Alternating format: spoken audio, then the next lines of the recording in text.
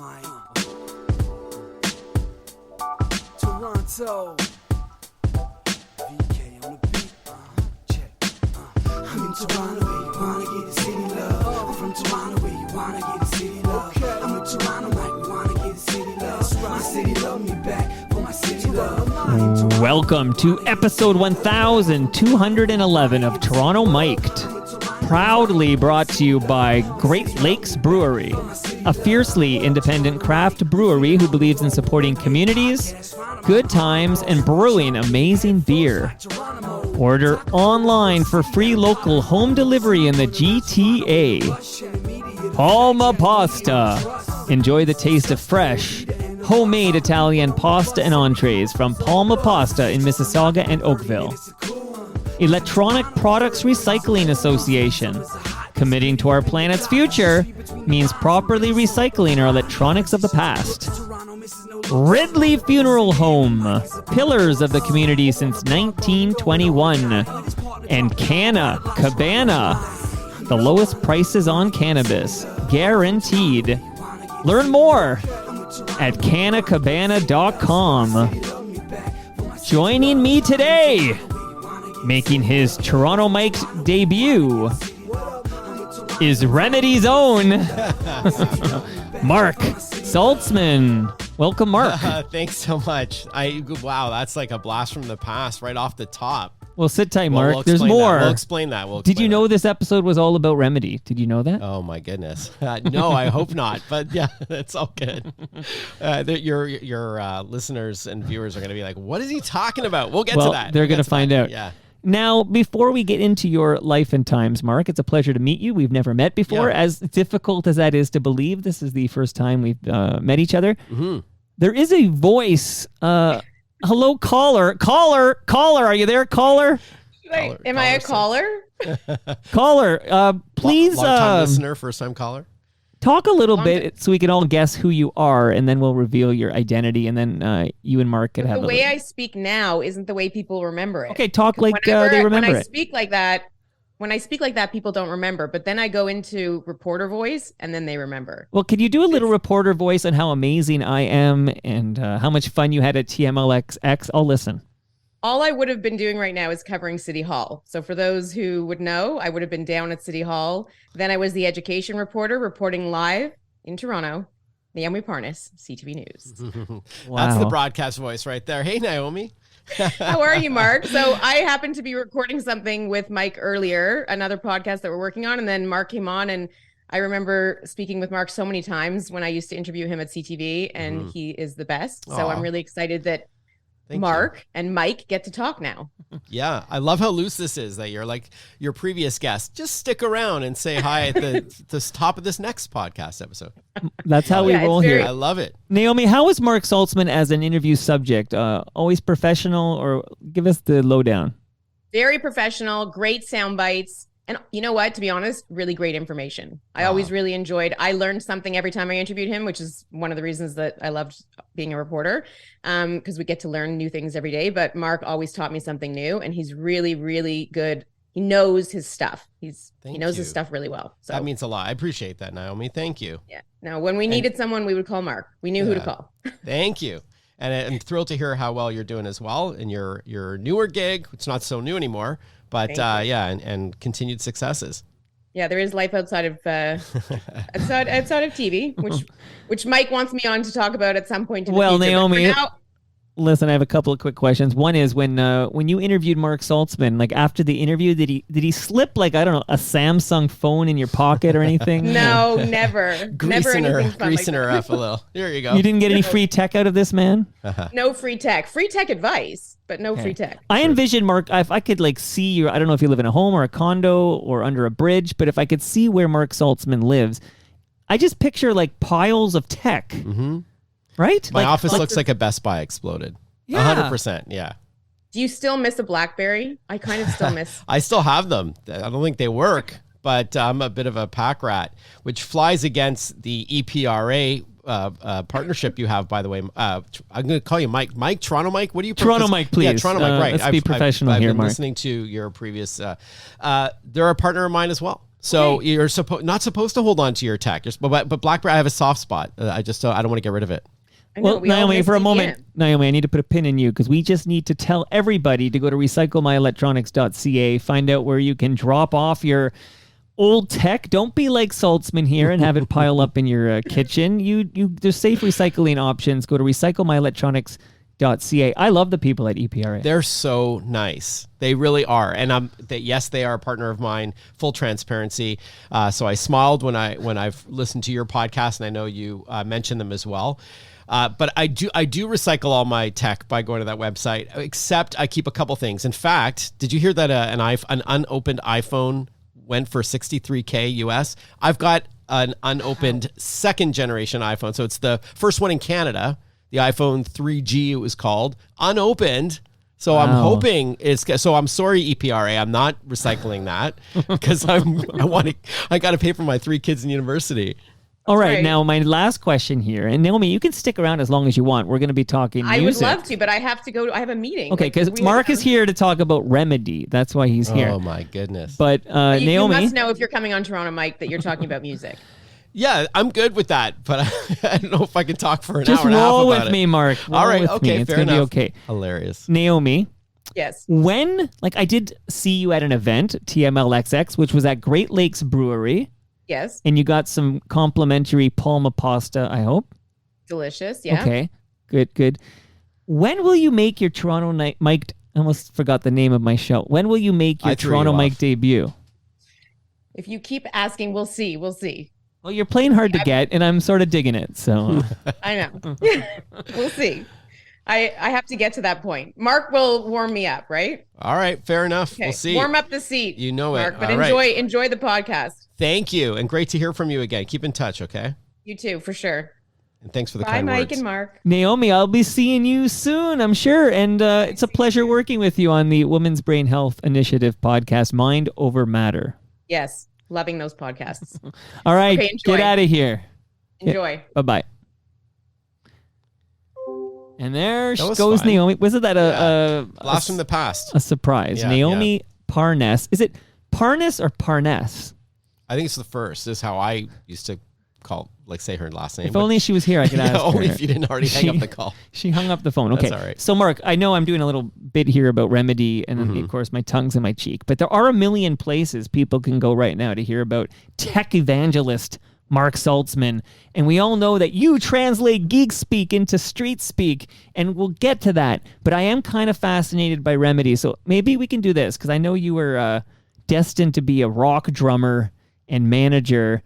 So maybe take us back to a young Marc Saltzman. How did you end up in this world when you're supposed to be a rock drummer and manager? And then hopefully before we get you to this world where you're kind of everywhere, in my opinion, you're all over the place. Even on my movie screen, you're all over the place. But I do want to dive a little deeper into Remedy. But tell us about your rock star roots. Yeah, so I started playing drums at age 9. My first band was 11. By the time I was 15, I was in a band called iRock, which we changed the name when the car became a thing. We spelled it IROK, but we started playing Lee's Palace, Sneaky D's. We ended up playing El Macombo, Gasworks, Opera House a little bit later.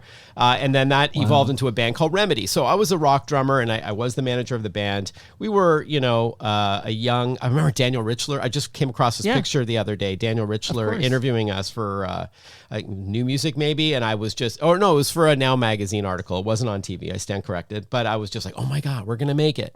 And I went to U of T as a backup. I promised my family that I would go to university just in case the band didn't make it. And we ended up getting bigger. While I was in university, I was now with this Remedy band, and we were opening up for, don't name any other bands. Okay, I'm name dropping here, but okay. But don't drop the names yet. I won't drop any more names. But we were starting to go somewhere, and then I graduated in '94 when I was 24, and then it's just kind of fizzled out.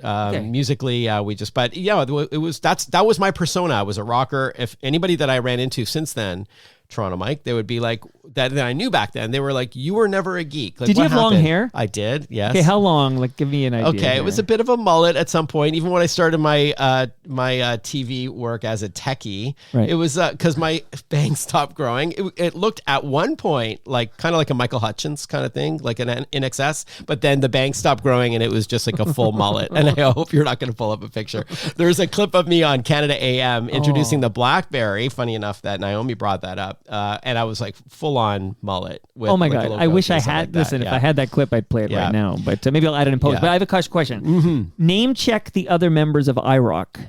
Okay, so the late great Cy Ben Lolo, who passed away, was my first cousin. He went on to pursue music as a career and played all around the world with DJs. So they were spinning like techno and house, and he would come on and play hard rock for 15 minutes or so as a quick set to complement. So it was a nice contrast, like heavy metal guitar solos.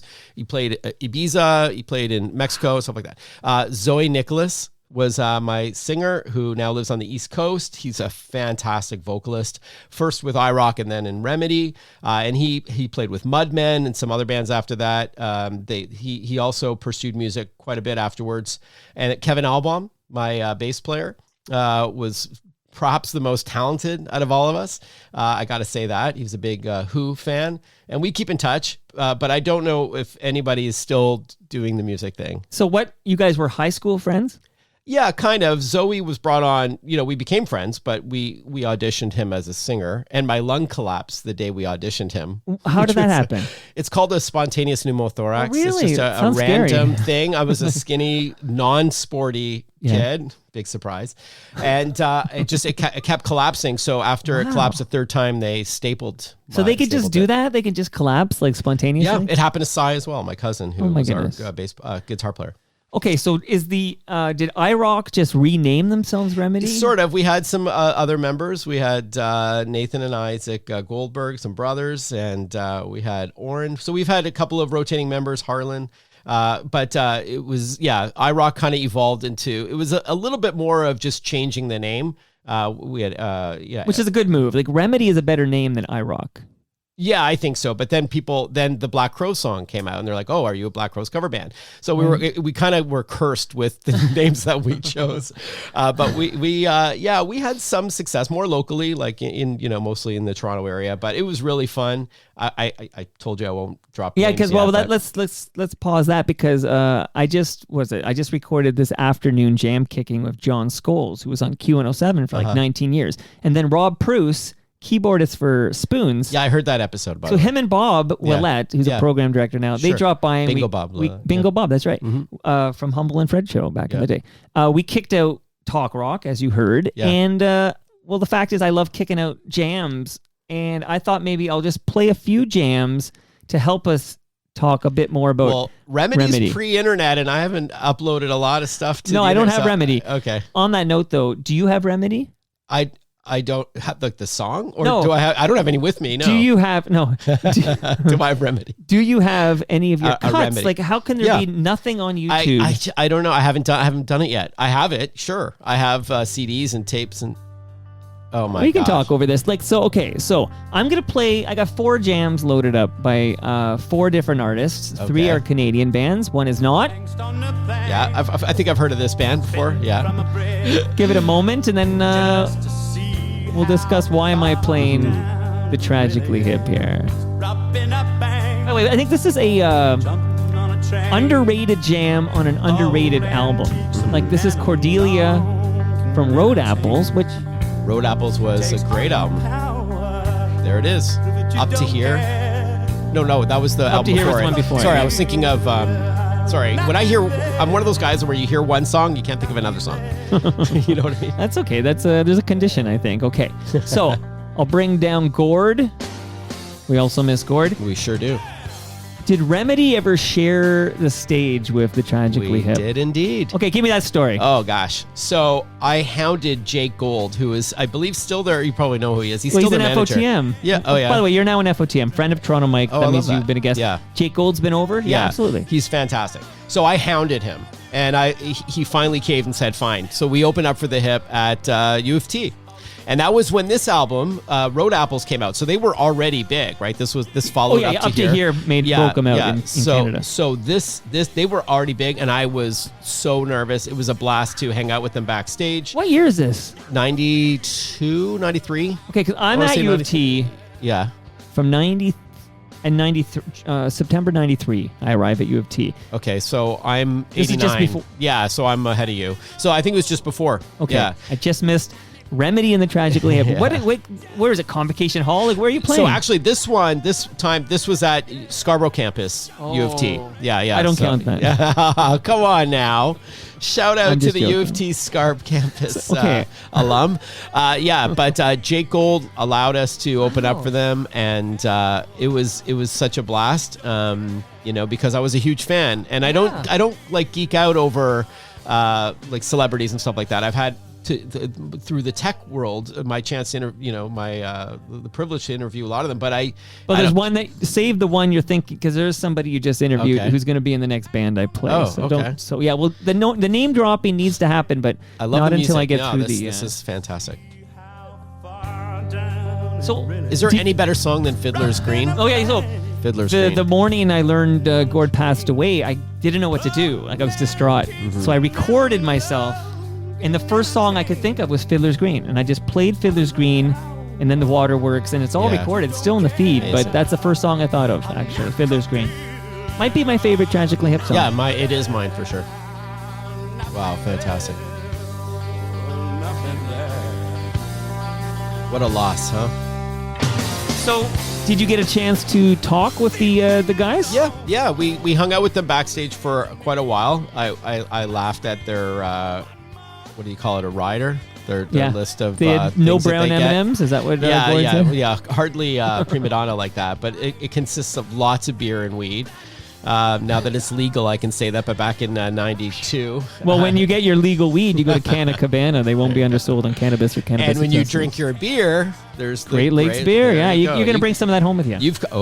I like that. Thank Fresh you. craft beer Friday night action. Shout out to GLB. Awesome. So, but yeah, I expected nothing less, but that was really cool to open up for the Hip. Mark, do you know this story? Okay, so there's a lot of jokes made about the no brown M&Ms from Van Halen, but David Lee Roth explained it perfectly one day. Someone recorded it, and I listened, and I'm like, oh my god. He's like, they stick that in there because if they get to the venue and they see there's brown M&Ms, then they're like, what else did they skip on the rider? Because there's all these things in the rider meant to protect the band, like for safety and safe reasons, right? So it's like there's all these things in the rider that keep the band safe. It keeps everybody safe. We had that terrible accident at Downsview Park when Radiohead was supposed to play and somebody passed away. Like, it's very serious business. So they stick in the brown M&M thing because they want to know the attention to detail that the venue has paid to their rider. So they get to the venue, they look at the bowl of M&Ms, they see a brown one. Now they got to go through it detail. They got to go line by line and see what else did this venue miss. So that's why they put that in there. That's a great story. I know. had no idea. You can borrow that next time you're talking to CTV or City Whomever. TV or whatever. Yeah, okay.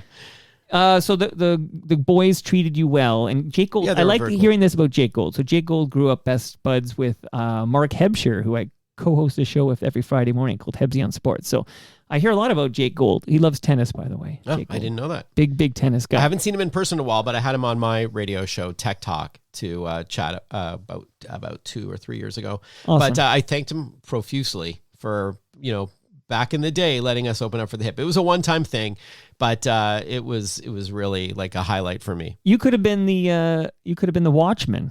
Because that's another band that Jake Gold was managing. Yeah, and that's how my ex-singer Zoe opened up for Watchmen. And that's probably why and how. Yeah. And the lead singer of the Watchmen, Danny Graves, opened up. He closed TMLX X at Great Lakes Brewery. Naomi Parness was there. Yeah, very cool. Look at that. Everything's coming full circle. That's how it works, including buddy. This next artist. Yes, this next band. We'll let this brew a little bit, and we'll talk about this band and this singer.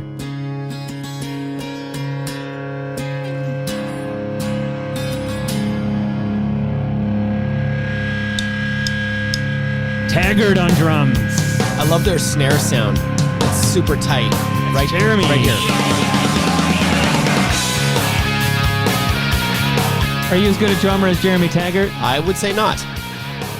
You know, we solid drummer. Yeah, you're a good drummer. I just saw them last year. No, not me. The Jeremy. Our Lady Peace. OLP. Well, they got a new drummer now. Yeah. Oh, is it? Yeah, I didn't know it was the Whoops. He's not I as saw them solid at as Massey Hall Jeremy. last year, though. Yeah, different drummer. Different drummer. Sorry.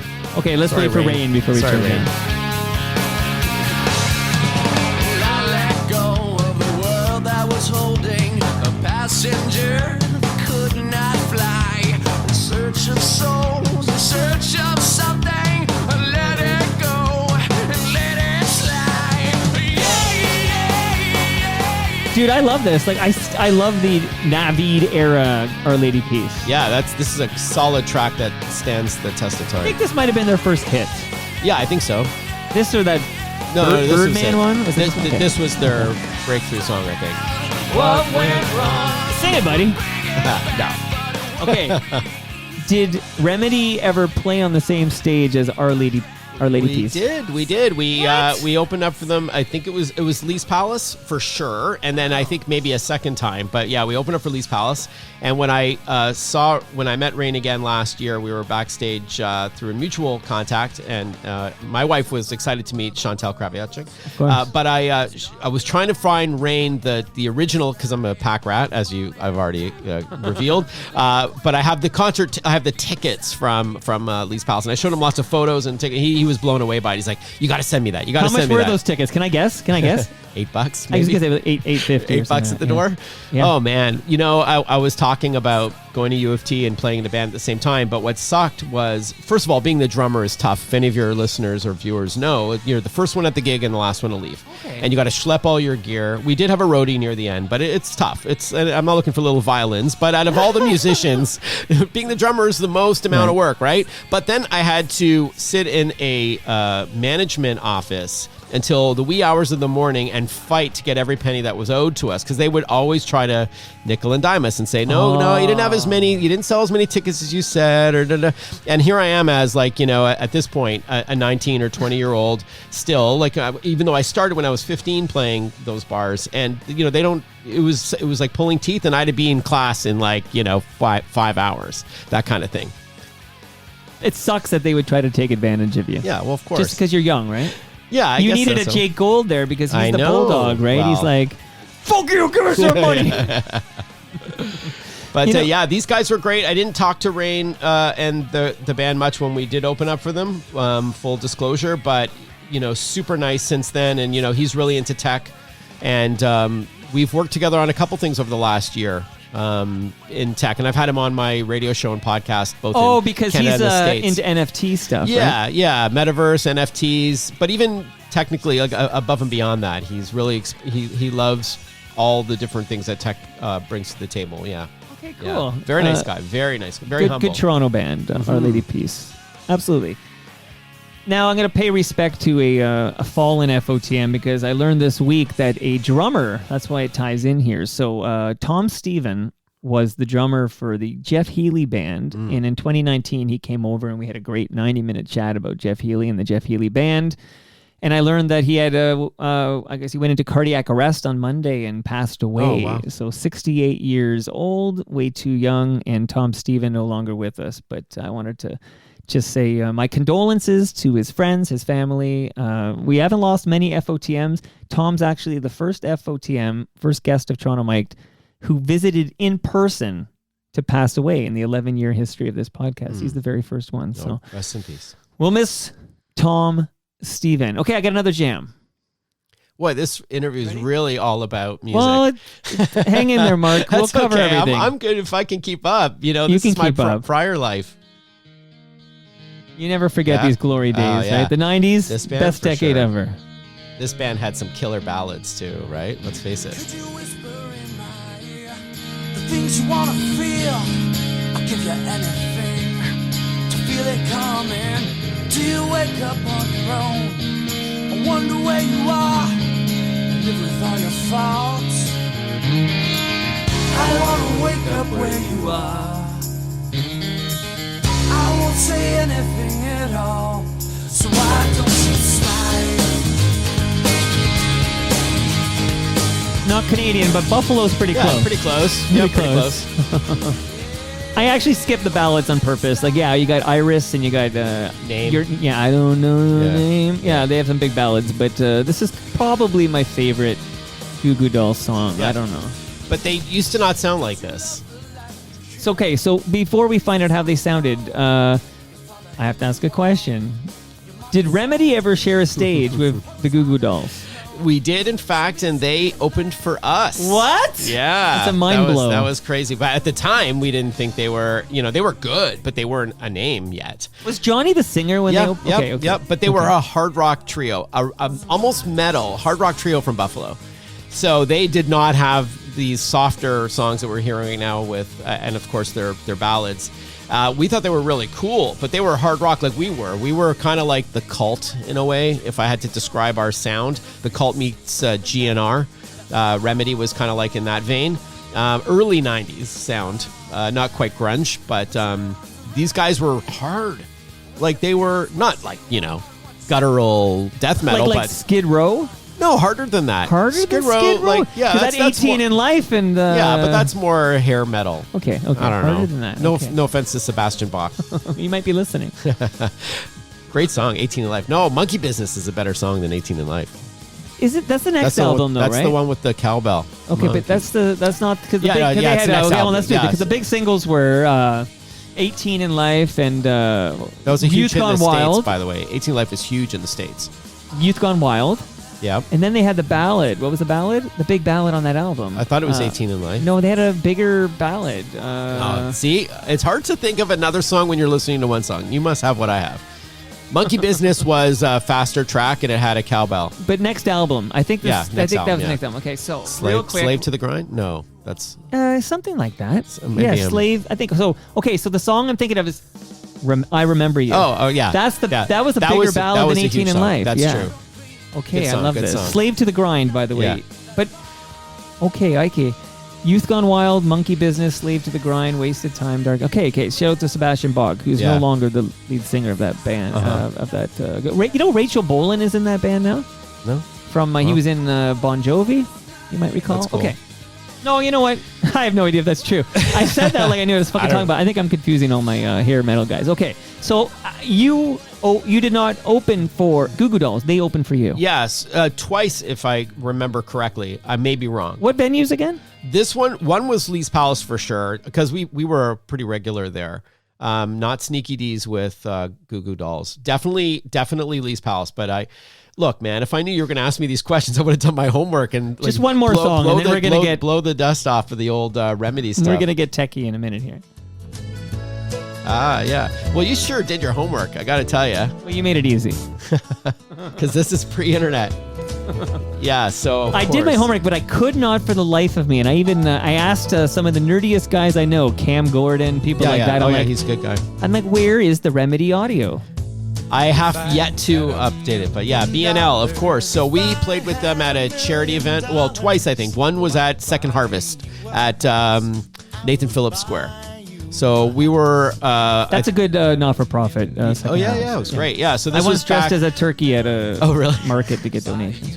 I think it was earlier than all this. I think it was like 89, 90. Like, I think we might have even been IROC when we opened up Wow. with them, for them, but we were by no means the only opening act. But were they a fully fledged band, or were they just yeah. Ed and No. Steve? So they had, I think they had Gordon. I Okay, think, okay, which was yeah. so they were already big. Tyler Remember Stewart, they had yeah. their independent tape as well. Yellow Tape, Yellow Tape, which Yeah. was at one time the biggest selling independent Yeah. release in that had this Canada. that had the song on there, didn't it? Yep. Yep. It also had a Public Enemy cover. Do you remember that? No, I don't. Fight the Power was on. You know what my that. favorite BNL song can I is? guess? Brian Wilson. No, Box Set. You can say yeah. Freaking love Box Set.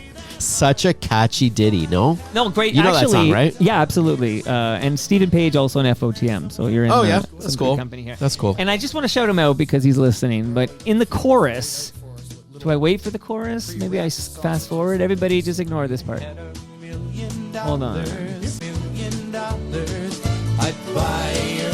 Okay, there should be a chorus here of a bunch of voices.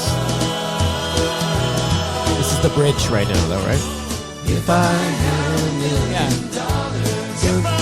One of those voices is FOTM Blair Packham from the Jitters. So if Blair's listening, I can hear your voice in there. We'll let them wrap up and then we'll get techie.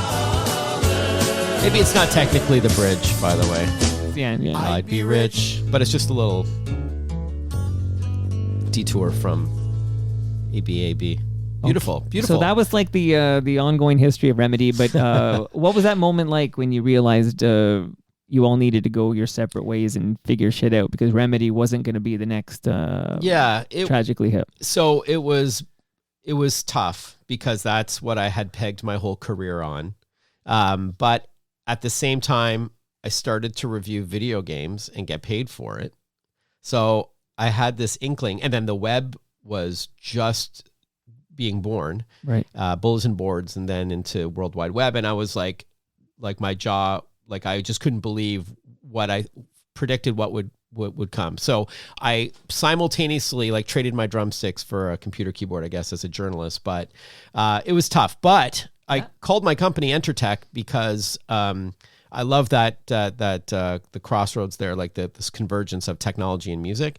And I was one of the first journalists in 96 or 97 I wrote for CNN.com, which was a big gig for me, being a little relatively unknown, Toronto-based tech writer at the time. I predicted that MP3s were going to revolutionize everything, for better or for worse, depending on which side you were on. And I remember being on with Alan Cross on his radio show, explaining to him what an MP3 was live on the air. Okay, so don't go too fast past that name there, because he was just here a couple of weeks ago. Yeah. So he came on 30 years of ongoing history in new music, not uninterrupted though. They don't. You also had Rob Johnson on. Rob Johnston with a T. Yeah, Johnston. Yeah, technical production by Rob Johnston. He produced my stuff at Edge 102. Okay, so be specific. This is called Mark's Web Watch, and the A is the @ symbol. Yeah, you have that's an right. Email address. So fast forward to 96. I was 26 years old. I was a bill collector by day. Hated my job. Being called an effing Jew all day. That was really fun. Whoa. Yeah, that was really fun. Being threatened. What, was Kanye calling you? How old was he at 96? I'm older than him. That's bullshit, by the way. Yeah. That's bullshit. So, no, we had to use our real last names back then. In Ontario, it was the law. So I have a kind of an ethnic last name. So I guess people were Do you just encounter upset. Anti-Semitism often? No. Because that's awful. No, anyway. I don't. I got to tell you, as a journalist I'm very blessed to write for some really big publications, and the comments are often open. Over the last 29 years, I've been a journalist. I can count on one hand how many times. Not even really, a couple fingers. So as a journalist, you've dodged that, but as a bill collector, what were you doing? I had to pay the bills. I had my own bills. So I was So they're just lashing out because you're trying to get money out of these guys. I was reviewing video games part time. Wasn't really paying the bills, but I was happy to not pay $70 for a video game. But then I was getting paid.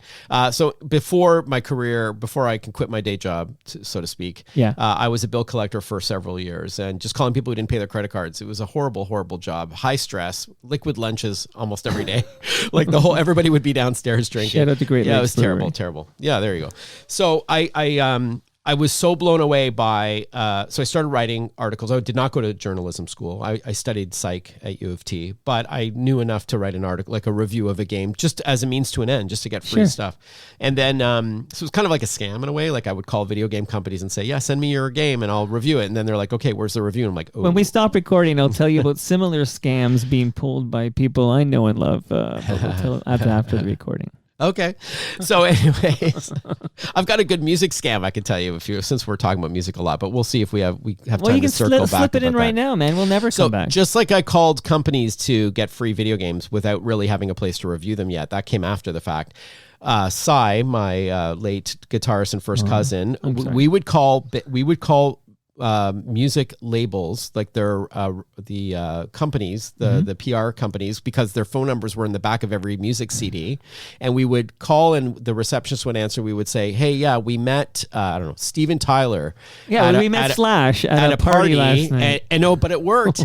Nobody. So we would have magazines like Circus and like all the rock magazines. We would see their tour schedule. Yeah. So I would say, I met Steven Tyler at a party in Phoenix. Yeah, and he told me to call this number about when you guys come to Toronto, and not one said no. Oh my God. They're like, how many tickets do you want? You want backstage? You know, like could that work today? Or I don't just think Google so. you? Well, now we're going to get a phone number from Spotify. But before then, at the back of every music CD had their management company's contact information in the back of every music CD. So we would just call, and not one said no. So we got tickets to every band for like 5 years, and they're good tickets too, because those are like the media. Yeah, we tickets. had like they don't give with, you the shit seats. with Prince, we had second row floors. Get I outta think was here. the best that we had. So Second your row whole floors. career is based on Scams. how to get shit for free. Yeah, really. Okay, That's true. this is the real combo. That's we how should be it having. started. Well, that's how it started. And then so in '96, I was just blown away about what this thing called the World Wide Web. So what I did was I convinced Stuart Myers, who was the program director at CFNY at the time in Brampton. I don't know if you remember that where they used to be. Dude, I'm like Okay. the authority. There's an episode 1021 in the feed where I literally had everybody from Marsden. Yeah. Like we just Awesome. the whole history. Alan Cross is on there. So you I gotta listen to that. drove out to Brampton, and I had a meeting with Stuart Myers, and I had no radio, like no broadcast experience. And I said, please give me like a show to talk about the web. And he's like, all right, I'm going to put you on with Alan Cross every Monday for 10 minutes. Wow. So I did it from the bill collection agency. They gave me a room for 10 minutes every Monday. I called Alan Cross. Everything was scripted out. Yeah. And we talked about cool websites of the week. And then that's where MP3s Amazing. became a thing. Yeah. So that was the And so start you of radio. basically you broke the news to Alan, who was a huge, still is, but a huge vinyl collector. Okay, Mr. Vinyl. When they were getting rid of all the vinyl at 102.1, he rented a Ryder truck. Him and Ivor Hamilton split it like 50-50. And he took like hundreds and thousands Yeah, of they would pieces get all of the vinyl. free, He's got so much vinyl. I think one day he dropped the number. It's a huge thousands and thousands. Yeah. Okay, in his home. You broke the news to him that the burgeoning new format to bet on was MP3s. Yeah, I mean, that's how I recall it, was telling him on the air and him being like, what? And then him sending me an email afterwards saying, hey, remember that Depeche Mode MP3 you said you had? Is there a way you can send it? Wow. So yeah, that is crystal clear in my head that I talked about MP3s on that show, and I started writing about it as a journalist. I started to write for bigger and bigger publications. Yeah, well, like Toronto CNN.com was Star. big. Yeah, It still is. CNN.com. And that's how I got my gig with Playboy magazine, which lasted 13 years, because someone remembered that I predicted that MP3s were going to be big. And then a year later, like Napster was on the cover of Time, right? So the guy goes, oh, you were the one who, A visionary. You know, that was, well, I got lucky. But because music was my passion, Yeah. and then I fell into tech and games that I was able to Convergence. combine the MP3 two. is like the There, convergence. Right. Did you ever get to the Playboy Mansion? I have many times, yeah. That was a nice little perk for writing for them. Many times. This man has been to the Playboy Mansion. I've been to parties there. I've been during the day when it's quiet and there's just a couple of people playing tennis, or I've met Hugh Hefner a couple times. And I've been to parties at night, but I've never been to like those iconic what do they call, like Midsummer Night's Dream, or Right. I was never a friend of Hef but or still, his kids. not his many son. people get the invitation to the mansion. That was a very nice perk. And my dad, Stan, God love him, he got cold feet. One day, Hank, who manages the grounds there, or did, said, bring your dad. Because I said, my dad had a Playboy subscription since I was a kid, and I remember sneaking and looking at the magazine. He said, bring your dad one day. So I'm like, Dad, come to LA. When in your entire life will you ever have a chance to go to it's not going to be a party, but come during the day. And by the way, the mansion is really the backyard. It's really the grounds that are where everybody hangs out, and the grotto and all that. It's very rarely in the house itself. And my dad's like, nah, I'm okay. He got cold feet. I'm like, I keep bugging him about it now, right? You know what Wayne Gretzky once said? You miss 100% of the parties that you don't attend. That's it. I like that. So yeah, it was really fun. It was a great gig. People do read it for the articles. Come on. So yeah, I reviewed tech and Norman games for Mailer them. would write for Playboy. Are you kidding me? I only read the articles. I refused to look at the pictures. So I used to review games and gadgets for them, but that was from 97 to 2010, and then they lost their freelance budget. Okay. Yeah, but that's how I got that gig. Was the story was that he remembered the MP3. Did you ever meet James Caan when you're at the Playboy Mansion? I met him in New York, but not at the Playboy Mansion. He was part of a video game based on the Godfather series. It was kind of like Grand Theft Auto, but then they licensed the Godfather, and he was there that day. I'll bet. Okay, you got stories here. I thought it was just going to be Remedy, but now I'm intrigued. Okay, so you bet big on MP3s. Why does the Alan Cross segment end? It just ran its course? Yeah, so that evolved into a more polished, pre-recorded and sponsored segment that Rob Johnston produced. So I would technical production by Rob Johnston. So I would go down, I think by this time they were right by the Eaton Center. Yep. So they had moved to Dundas. Right. And then so it became Shooter? Cyber Escapes with Marc Saltzman. And it was a 1 minute interstitial. Right. So instead of a 10-minute live chat, it evolved into a paid. Who sponsored it? I don't remember. You don't remember, okay. But I didn't get paid when I was doing Mark's Web Watch with Alan. That was just for free, for exposure. I was cutting my teeth. And then that gig landed me a 1 hour talk show with 1010 CFRB back then, which I still host. And that started in 99. So Steve Couch, who was the program director at CFRB, he should be on your show if I'd have him on. I know the name. He's written books about broadcasting stuff. Yeah, good guy. He he put me on with Erica M for an hour, and then he put me on Dan Gallagher actually before Erica M. Rest in peace. And then shout out to Ridley Funeral Home. Pillars of this community since 1921. I was at that. I remember being at the. It doesn't matter. It's off topic. Dan Gallagher, by the way. Yeah, I was at his funeral, and I think it was in Newmarket, if I remember correctly, or Aurora. I'm trying to remember now. Yeah, very sad. He was sad. doing Argo's public address announcing, and he had, of course, test pattern on Much Music. Yep. Where most people knew him from, but big heart. By all accounts, lovable guy, just big heart, and big time. Gone far too soon. 100%. So then they gave me my 1 hour show, which so wait, still Erica exists M, today. you co-hosted a show of Erica M? Yeah, well, no, so she hosted all Saturday afternoons on CFRB. I don't remember what the window was, but let's say it was 3 or 4 hours. So I would come in for an hour and talk tech with her, and then Steve Couch said, "Saltzman, you can have your own show. You could do it. You could do it." Because when you're starting out, you're also he might have realized it would be easy to sell that show because it's a tech show. And there might be an ulterior motive. Yeah, that's all I could think of. But so that was how I started in broadcast, and so I've been doing tech talk since 99. And then in the States, I started a show in 2017 called Tech It Out. Okay, put the pin in the States talk because I have a question from the aforementioned Cam Gordon. But first, a comment from Marcosaurus. Okay. Mark says, I think he was the first tech writer I ever remember reading when I was first getting into my nerdy IT ways. Yeah, love it. There you go. There's That's probably so a lot nice. of people his age who look at Marc Saltzman as one of the OGs. So I used to write for a Toronto-based newspaper called Toronto Computes. I don't know if you remember them. They had boxes outside on the street, just like you would have a daily newspaper. And in Quebec, it was Quebec Micro. And so that's when I started writing articles. My editor said, if you want to be a freelance journalist, by the way, I hope you like craft dinner.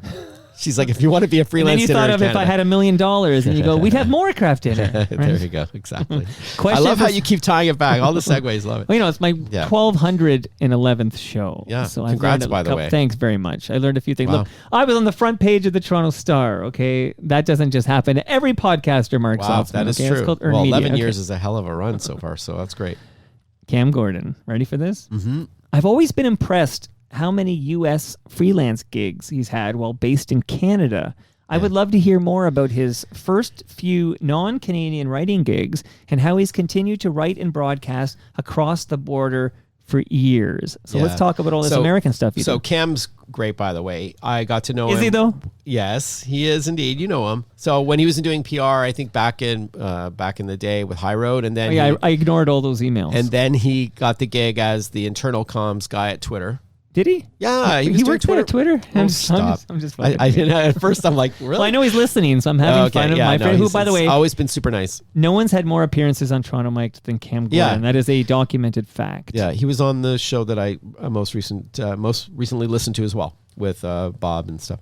Anyhow, being a freelance journalist, you can write from anywhere. Right. So the fact that I was Canadian didn't really faze many of my editors. So I started with PC Gamer. Like I used to write for techie magazines, right? Wired, CNET.com, PC Gamer. Yeah. And then I found my calling, if you will, which was more about demystifying tech. Like you said off the show, breaking down geek speak into street speak. So I started with USA Today. It'll be my 25th anniversary in October as a weekly contributor. And those articles are picked up by Yahoo and MSN every week, so it's huge exposure. And I started with CNN.com, and then started on CNN proper, thanks to Peter Kent from Global.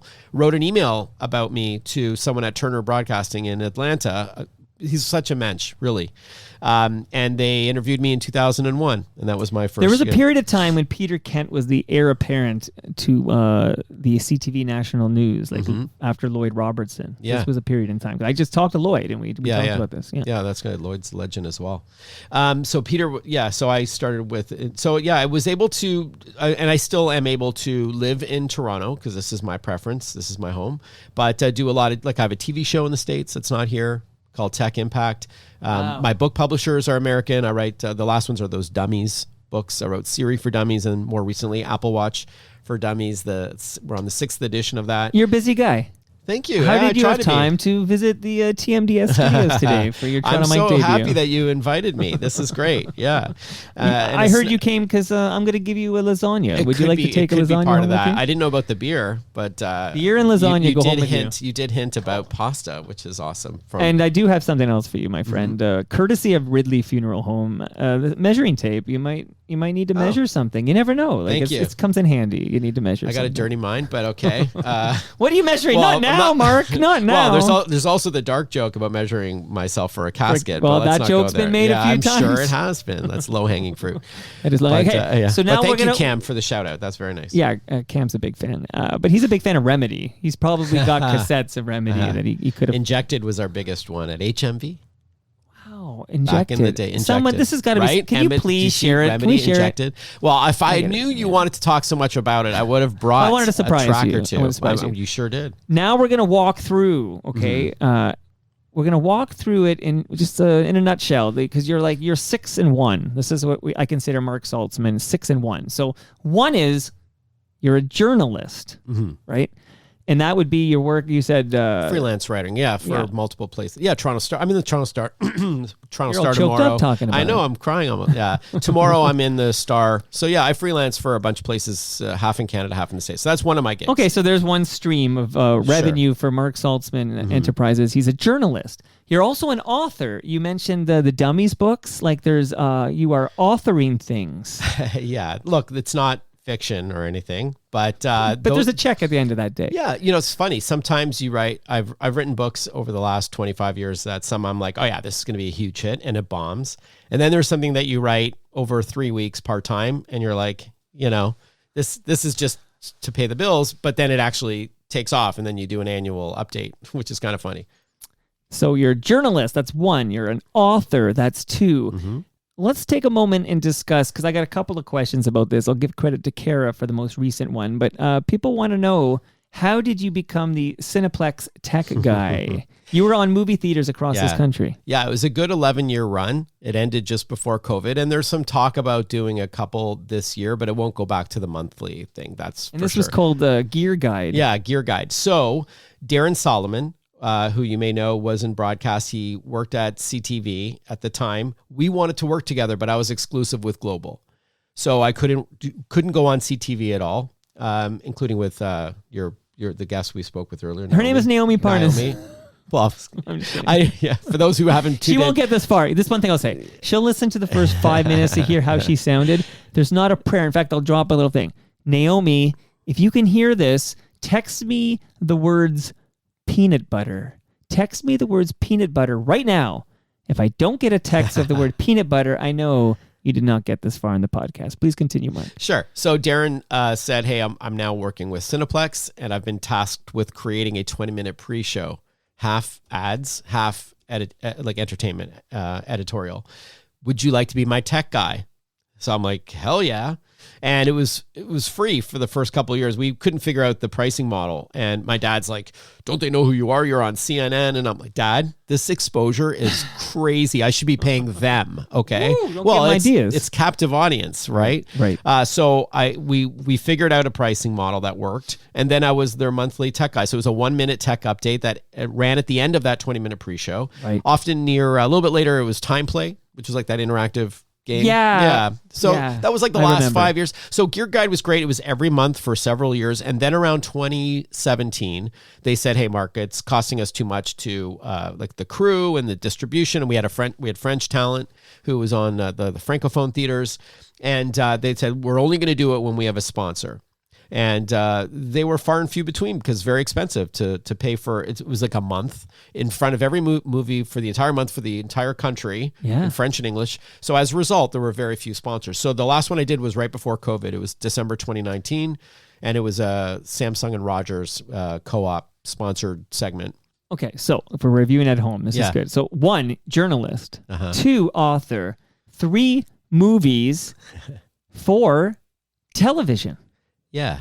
So freelance, again, I'm not associated with any network in Canada. I'm just, whenever there's breaking news, I'm on for free. I talk about, like, you're hey, the Mark, Eric Alper of tech. Yeah.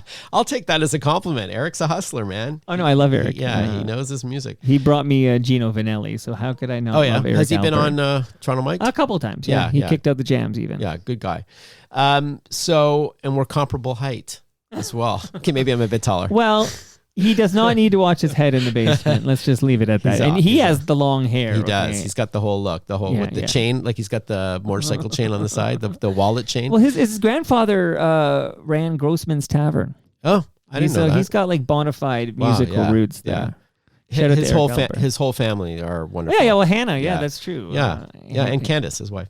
Okay. Anyhow, they're all talented. So Eric, like these damn Alpers are too talented. My goal was to be like the tech voice. Like, so whenever there was a breaking news or whatever, I would, in the 90s, even CTV would come over to my parents' basement and they would interview me, mullet and all, and Global. And then it became, regular segments all for free. Right. And then I've started to have my own shows. Like Amber Mack and I co-hosted a show in the early 2000s. Amber should come on Toronto Mike. Sue Lingo out of Edmonton. And Dina Pulesi. Yeah, she's stepping down. Today was her last day at BT. But she reminded me when I was on Breakfast Television a couple of months ago that she was my teleprompter at a show that I hosted in Edmonton in the early 2000s when my twins were born. Yeah, it's like, what? Wow. I didn't know. I felt terrible that I didn't remember that. But anyway, she's a doll. She's amazing. I hear nothing but good things about Dina. So honestly, what you see on the air is what you get off the air. She's legit. Okay. Yeah, she's legit. I started to just, I freelance for. Well, we started with Naomi Parness, who knew you because she interviewed you on CTV because she was a reporter at CTV. So you are, journalist, author, movie star, television star. The fifth category, I would call it radio/podcast. Yeah, radio. So what are you doing at 1010? So I still host a show called Tech Talk. It airs on 11 stations now across Canada. It's a 1-hour show that makes sense of tech in plain English, very interview heavy. What time would we hear it on the mighty 1010? In Toronto, it's on Sundays at 5. It leads into the evening news at 6, which is CTV on the air. Yeah, on radio. And then it runs in Montreal, in Vancouver, Winnipeg, Ottawa, and Southern Ontario as well. Look, so that's and Ottawa slash podcast. You also have a podcast? So the show in Canada, Tech Talk, is part of the iHeart family. So you can hear it on demand on iHeart. My American show, which again is only 5.5 years old, called Tech It Out. It's similar. And I'm on over 100 stations now across the States. I work with a company called Radio America in DC. That is an official podcast, meaning they are Radio America are responsible for uploading it to all the podcast platforms ever. Like I'm sure you can subscribe to that. Yeah, one. like you can subscribe to that. That's a fair way of putting it. So I'm on Spotify, and that's a real podcast. A real podcast, as opposed to an audio presentation. If I can't subscribe to it in my podcast addict, it's not a podcast. I think that is absolutely fair. So I have Canadian listeners of that podcast, and they're like, Mark, why do you say? Because the announcer goes. It's Mark with a C, Saltzman with a Z. And that's a giveaway. And I'm like, because it's an American show, but it's really, So you can't talk about, I was sitting on the Chesterfield. Right. I was drinking. I opened a bag of milk. Right. Yeah. You can't say, I was opening ketchup chips. Right. No, I turn on my American, even my accent slightly changes. Wow. Yeah. Like I don't say about. I say about. Like I don't say about. I say you Americanize about. everything. What's the other one? You don't say, I just walked to the foyer. Yeah, foyer instead of foyer. Right. When I started, just a funny side story. When I started with CNN in 2001, I went down for the interview in Atlanta. I got the gig. I chose to be like a contractor. I turned down the opportunity to be a full-time employee because I would have to quit radio, writing books, everything. We were on our first shoot in a playground, in Atlanta, and I was doing a stand-up. It wasn't live. And the cameraman, I saw the light turn off like the red light turned off and he took the camera and put it down on the ground. He's like, how good are you about criticism? I said, hey man, I'm relatively new. This is my first shoot for CNN. He's like, you sound really Canadian. He's like, you sound so like oot and a boot. And I'm like, come on. No, I don't. And did you say, it. are you want to go out for a rip, are you, bud? I didn't think I sounded that bad, but to his ear I did. So I whitewashed it. Like I do videos for Costco, right? On their TVs. I change, whether it's for Costco Canada or Costco in the US, I will change how I talk based on the audience. It's a conscious, or actually subconscious thing maybe. But anyways, yeah. So, where were we? No, okay. So here's where you are. Very nice to list everything. Yeah. Okay. So wait. Now I got to recap. It's One more to go. One more to go. Okay. But what I'm pointing out here is that you've got these multiple. You're like an octopus wants to fight IPA from Great Lakes Beer. There's multiple arms here. Okay, so you got like this guy, right? For there those you who go. Are watching. That guy's exactly the octopus wants to fight. That's my favorite IPA, by the way. Product placement, which wouldn't be wrong actually. I do have partnerships. Well, that's in all of them. Okay, yeah. So that goes without saying. Someone's got to cut you a check. Not journalism though. No, okay. No, okay, I can't. Good point. So journalism is your objective. Yeah, I've had sponsors on not for radio. sale. No, I've had sponsors on my radio show and all that saying, "Hey, you just wrote about my competitor for, insert publication name there." And I'm like, "Yeah, that's a separate. Like, I can't. Different stream. I can't ruin everything that I've built." No, good point. So that's the journalism. That's one. Then the authorship. That's two. Movies. That's three. Although now it stops in 2019, but maybe one day we'll see it on the big screen again. There's some talks as recent as last week. Oh, okay. Well, bring me in on those meetings. Toronto Mike needs to be a movie star. Okay. Then there's the TV stuff. Talking. Then there's a radio. This starts with Alan Cross, FOTM Alan Cross on CFNY.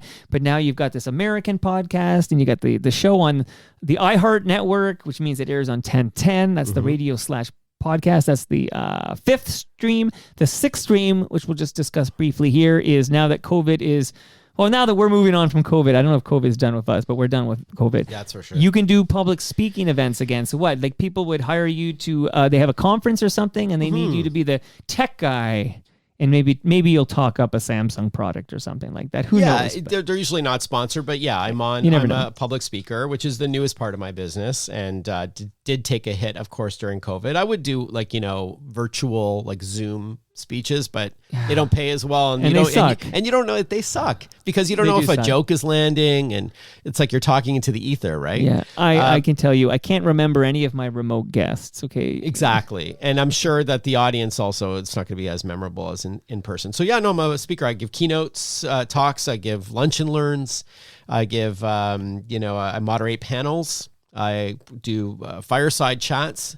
Before us recording this interview right now. Look at you, FDR here. Wow. I just had a lunch meeting downtown with a big accounting firm that has a big tech arm that they're developing, and they want to tap me to. Do they need any podcast production? We should talk. We'll talk off the air. I'm not allowed to reveal. We should add like a seventh arm where you're like, TMDS. So yeah, no, I love public speaking, and it is the newest and youngest part of my work. But and I'm with the Speakers Bureau, but I get most work myself. Like companies will reach out on LinkedIn, a direct message, and saying, "Hey, Mark, I have this agriculture tech conference in Indianapolis. Do you know ag tech at all?" I'm like, "Yep." Well, you're either calling Marc Saltzman or maybe Amber Mack. That's who else you're going to call. Amber's totally crushing it especially with. Well, she's prettier than you. That is true, but don't diminish her intellectual. No, I would never. Prowess. I would never.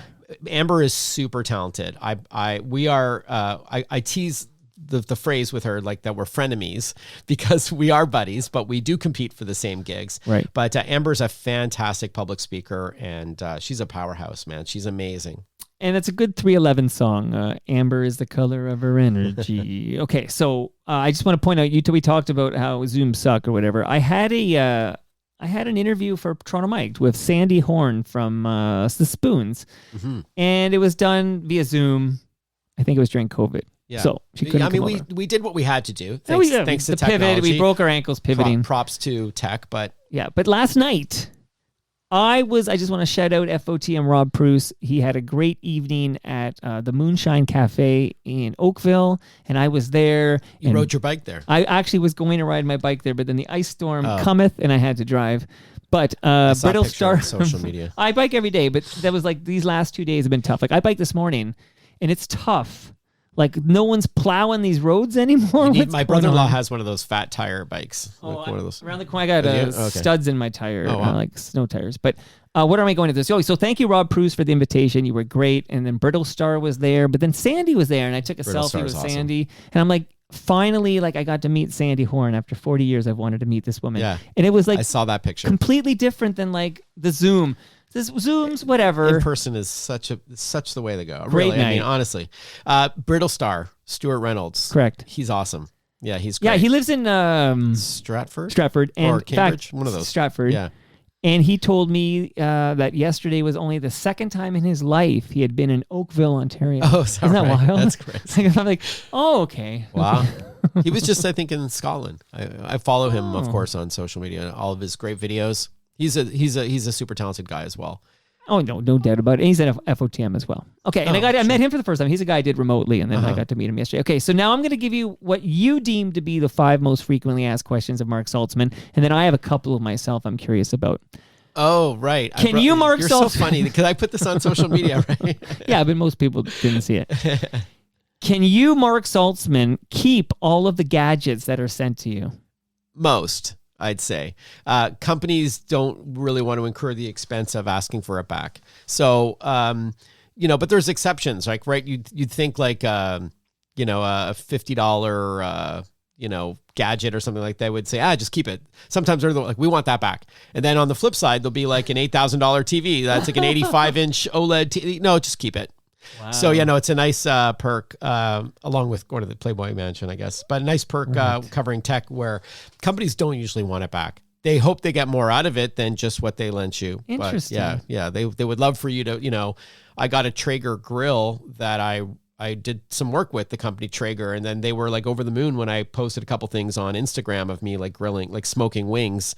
So like it's the least I can do as a thank you, but I genuinely love that. That's pretty awesome. That's not expensive. That's and you not didn't bring me any gadgets, even though you have all these gadgets. Like, what did you say? Like a Best Buy exploded? Yeah. And you don't have any gadgets for me. I'm going to give you lasagna and beer. I know. I'm terrible. Mark. That's bad. Well, I will love to extend Hand the over invite. your FOTM card. When you come on my show, if we can record in person, I'll give you some a grab bag or what do you call it? Had me at hello. A loot bag. You had me at hello. Okay. And in the States, they don't know loot bags. Is that right? I don't think so. Yeah, I remember using that phrase. They're like, what? I was talking to Americans representing TMDS, Toronto Mike Digital Services, and I said, Bob's your uncle. Yeah. I could just use it. And they were like, what? And I said, never yeah, heard and that Bob's your phrase. uncle. Like this phrase wasn't known to them. And I don't know if it was like a British thing or a Canadian thing, but it's not an American thing. We have some Commonwealth phrases, I think, that are... Yeah, I'm sure we picked it up from our Pop Brit in there. Okay, so the second one you've already answered this. Will Gear Guide return? Sorry. Oh, just go let ahead, me close the finish loop. that, I give away a lot of the gadgets. Like my wife and I are going to a CF cystic fibrosis event tomorrow night, and they asked for some giveaways. So I've got lots of gadgets for. It's a costume party. So I try to donate. Or if a technician comes to my house to fix, my furnace, whatever, I'm like, hey, do you have kids? You have a PlayStation? How about that? That kind of a thing. So I have kids. I'll be picking up my PlayStations for me. Okay. You've already addressed this. When will Gear Guide return to movie theaters? You've already addressed that. There might be a form of it coming back. You had meetings. There's no more week. 20-minute pre-show, but there's some talk about maybe doing a segment or two. Okay. Third of your 4 most frequently asked questions, iPhone or Android? Oh, this is the one I get all the time. It's tough. Like I was on Samsung for 12 years and I just went back to iPhone like a couple months ago just to go back again to see what it's like. And there's pros and cons. If you don't like to wrestle with your tech, iPhone is, I would argue, still easier to use. And Apple has, fixed a lot of the beefs that I had with, how much control they had over everything. Now you can add widgets and you can choose different mail programs or calendar programs. The phones were bigger because back in the day, Android was bigger. Well, I like the phablet size. So they've righted a lot of the wrongs and that whole walled garden approach. Boy, lots of these air quotes. Walled garden approach. No one can see an air quote on a podcast, Mark. But Android, but I would still argue the Galaxy S23 cameras are way better than the iPhone. So I'm back on iPhone, but it depends on your comfort level. Androids are not as easy to use, and there are more risks when it comes to the apps that you download. Because with iPhone, only if you're dumb. Well, no, you can you can sideload or download something to your Android that's not from the App Store. It's not that you're dumb if you're techie. Yeah, but that to me is an education thing. Like Yeah, that's something it my can mom happen. might do because she's not checking where is she getting this from. Okay, but I will just say, so you got an iPhone now. I do rock an Android, so Oh, to good. tie in Glad this to hear room. that. Yeah. Why aren't you on CNN anymore? Yeah, they don't do a lot of tech much. I haven't been on CNN and probably just during the pandemic. It had to be a big story. I don't know. Remember even what it was. I was on every week for a show called Next at CNN. I would go to Atlanta and shoot a bunch of segments, and they would run them every week until I went back again 2-3 months later. But no, those days are done. They cover a lot more politics now, and of course, health, like COVID stuff. They don't do a lot of tech, so I'm not on CNN. But I get that question often. Well, it was one of your 4 most frequently asked questions. Okay, now here's a question from me, and I want you to be honest with me. Sure. Okay, no bullshit here. NFTs. This is bullshit, right? This NFTs. I still don't understand them. I won't touch them with a 10-foot pole because if my brain can't understand it, I don't touch it. What say you about NFTs? I don't have it. I don't own any. Well, that's all I need to hear. You don't okay. believe in NFTs. It's not for me. I don't want the volatility of crypto or NFTs. Crypto's my next question. We should bring that into this. I as know well. some people, including in Ontario, who are self-made multi-millionaires through crypto. It's just I when I put my head down on my pillow at night, I want to know that like I'm not going to lose. Like I can't stand that volatility. That's just me. I'm a little bit more because you conservative. don't. If you're like me at all, and you might be, we went to the same university. We were both in great rock bands. You did separate the fact that I went to Scarborough. I was being difficult there. Do you remember? So Mississauga campus is now called Arundel. It was Arundel. Yes. Yeah. So younger people it's UTM, University of Toronto, Mississauga. But I always say, oh, you mean Arundel? And they don't know what I'm talking about. Oh, really? So it hasn't been Arundel in a while, but it was absolutely Arundel when I was at U of T. So UTM sounds a lot like MTU, which is formerly Ryerson. No, TMU. Oh, yeah. So that's true. Which is co-opted from the Toronto Mike universe. I've had my lawyer, did they Lauren look into that? Honigman, file papers. We're Lauren working. Honigman. That's awesome. He's my lawyer, you know. Is he really? Yeah. That's absolutely. awesome. There you go. I love that man. Love that man. That man loves his Bob Dylan. Okay, if you ever have a question or want to talk Dylan, just even, you can find him easy. So he's still working as a lawyer. You can get a hold of Lauren Honigman. Just talk Dylan with the man. Nothing will make him happy. Oh, that's cool. Little pro tip for you right there or here. So I do not, and I've read a lot on it. I really have given it a solid effort. I don't understand what crypto is based on other than the fact it's like a casino. It's this is some casino where people buy and it goes, it's in demand, it goes up, and people sell and it goes down. I don't really want to put my money in a casino. Like NFTs and crypto, I don't understand. Therefore, I do not play the game. Yeah, and you shouldn't if you don't understand, of course. But do you understand? I understand it, yeah. So it's built on the blockchain, which is an online ledger that validates every transaction. So it's like zeros and ones, checks and balances that acknowledges a transaction legitimately. Yeah, that part I get. digitally. But what's driving so there's different value? currencies, right? There's Bitcoin, there's like ETH, right? Ethereum, and like that's based around a lot of the NFTs, and so there's competing. So I appreciate a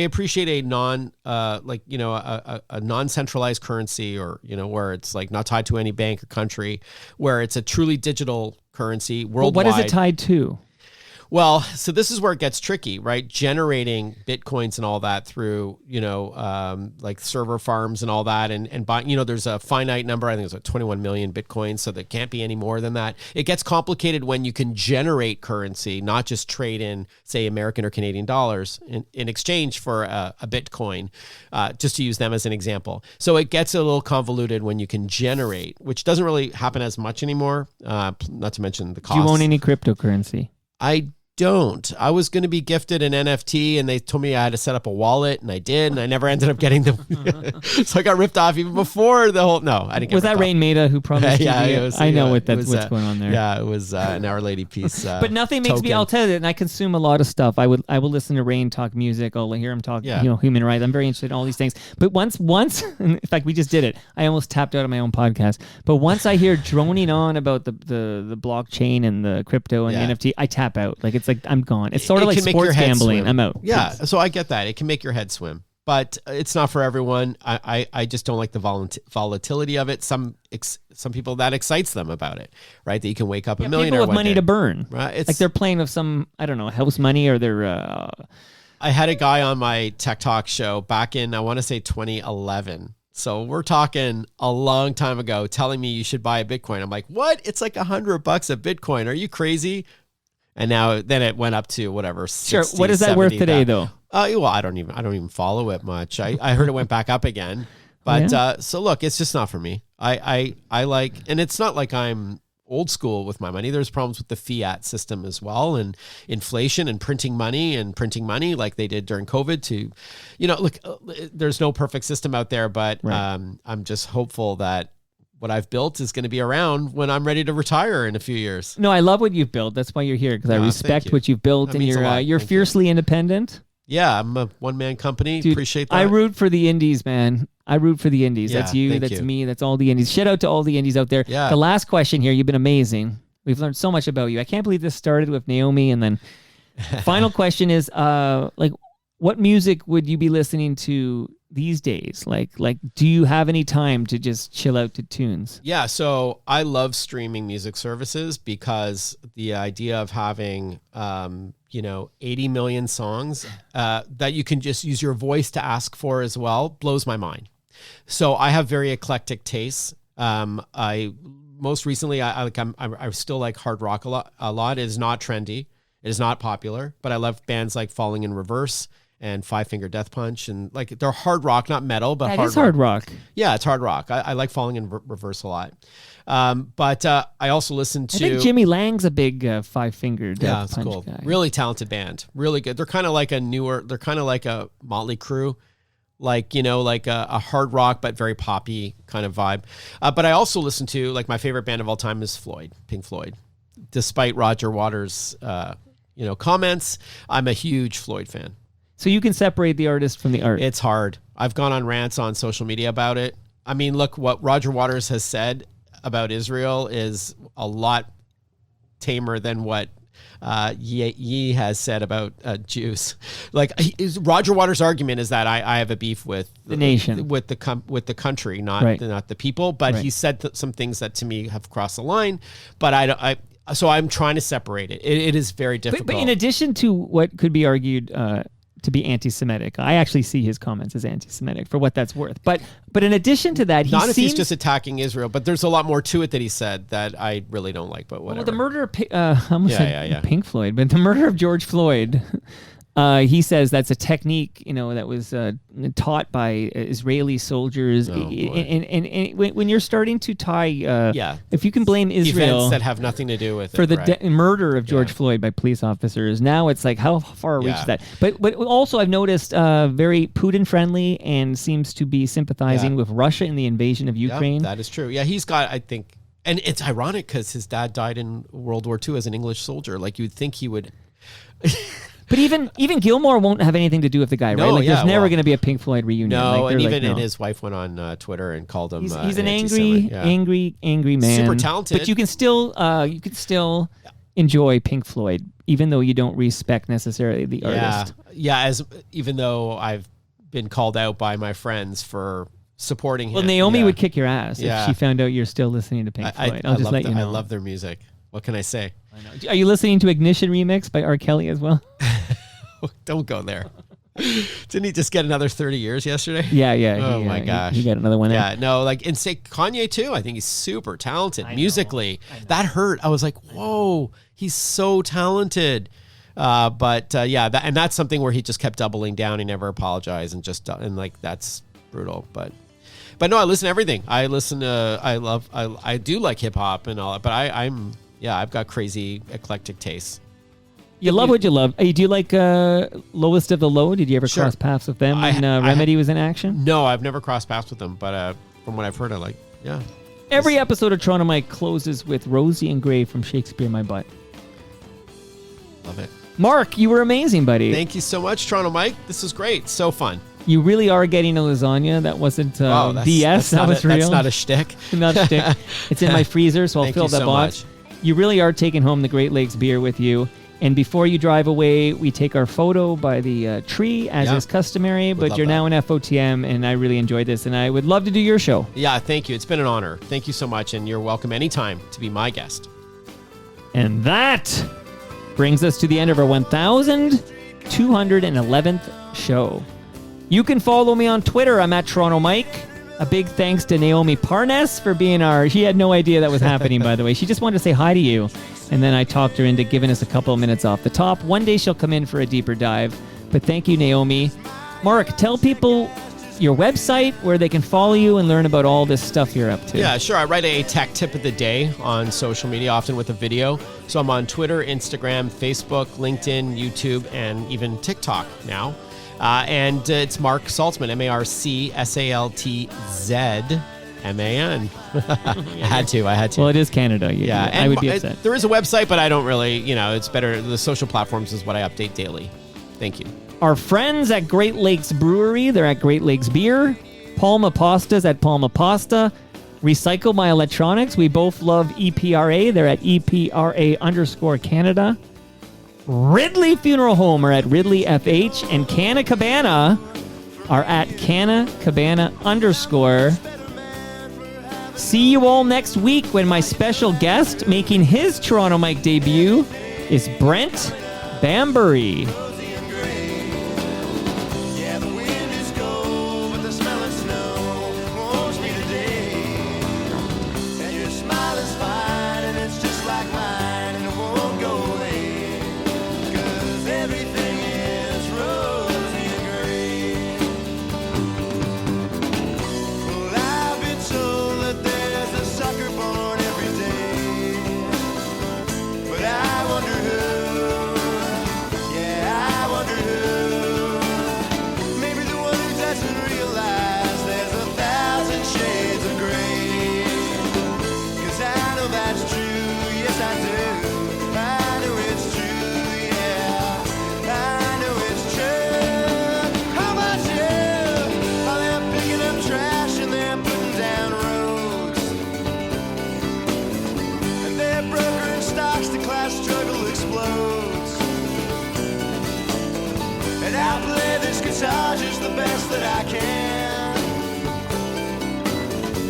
Well, maybe I'm not, and maybe I am. Who gives a damn? Because everything is coming up rosy and gray. Yeah, the wind is cold, but the smell of snow warms me today. And your smile is fine, and it's just like mine, and it won't go away. 'Cause everything is rosy and gray. Well, I've kissed you in France, and I've kissed you in Spain. And I've kissed you in places I better not name. And I've seen the sun go down on Sacré-Cœur. But I like it much better going down on you. Yeah, you know that's true, because everything is coming up rosy and gray. Yeah, the wind is cold, but the smell of snow warms us today.